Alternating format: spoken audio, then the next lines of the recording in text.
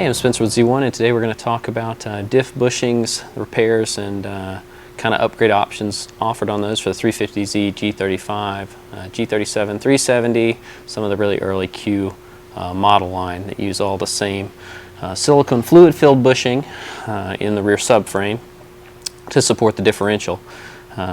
These bushings are okay from the factory when they're in good shape, but pretty much all of them have failed and worn out from impact and twist loads over the years. Always distinguishable in driving a car by the thud when you go on and off of power, you know, to hit a gear and get that thud in the back. It's just kind of disappointing and a little loose. Or you see the tear of death coming down the rear subframe from one of those bushings is, I'd say, very telltale that they've succumbed to the abuse over the years and time for replacement. Nissan does not offer these bushings separately, neither does Infiniti. You have to buy a whole subframe, which most folks aren't interested in doing. So there's a few aftermarket options out there to correct and repair it. In place that we're familiar with all of them. Urethane is probably the most popular go-to for people with street cars doing some track duty.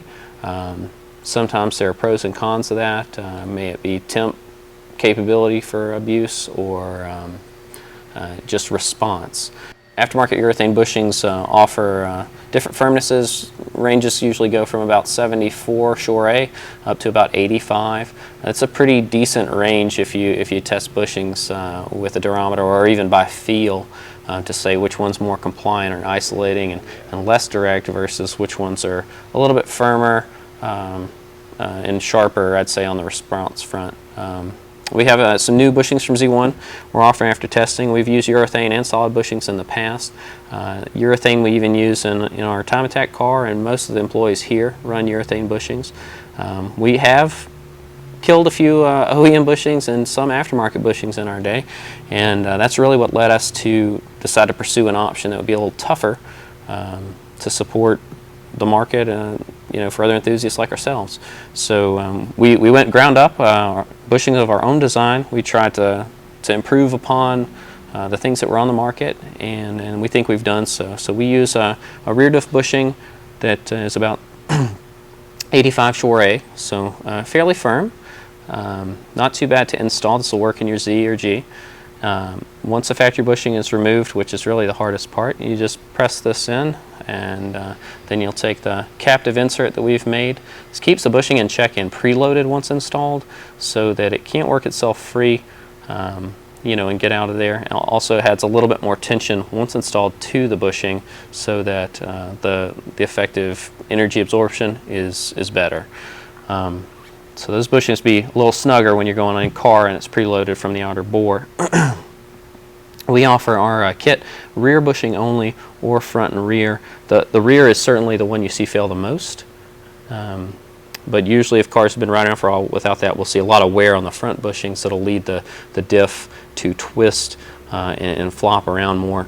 All these things can lead to kind of worse wheel hop conditions, the inaccuracy, I'd say, on power delivery, and premature wear on other parts like axles and even the diff cover. So that being said about the wear items on these and characteristics on these products, we have had the best look with our urethane sustaining high heat abuse with clutch type diffs on sticky tires at the track. Seems to be the harshest environment we can find, and we've yet to been able to break one of these urethane bushings down. And everything will have a limit, but so far the most robust that we've tested. Really don't pick up a terrible increase in NVH on the car. There's a little bit from this upgrade, but nothing outlandish unless you've got a bad diff bearing or something already anyways. But really does liven the car up, a bit better response and more consistency out of the car. So even you'll find yourself, if you broke traction, you get into a little wheel hop or something, your factory bushings, especially if they're floppy, maybe really bad or progressive and ramp up, those are dangerous scenarios that lead to breaking things, axles, stub flanges, and wearing on parts very badly. With a more firm bushing that's consistent, you see less of that, better power to the ground, or if it should slip, the car may just slide a little and be more progressive and controllable without those harsh impact loads.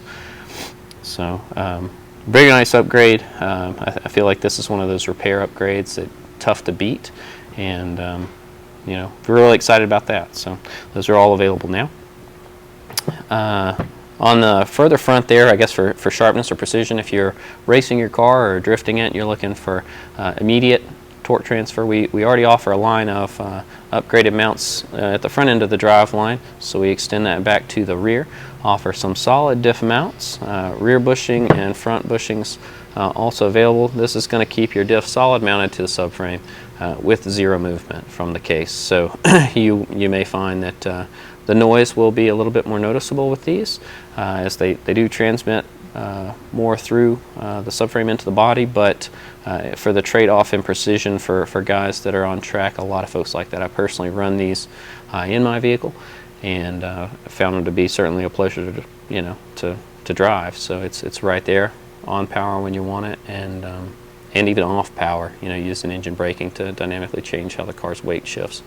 All these bushings are available at zebramotorsports.com or via phone with us. If you have questions, feel free to email or give us a call, 770-838-7777.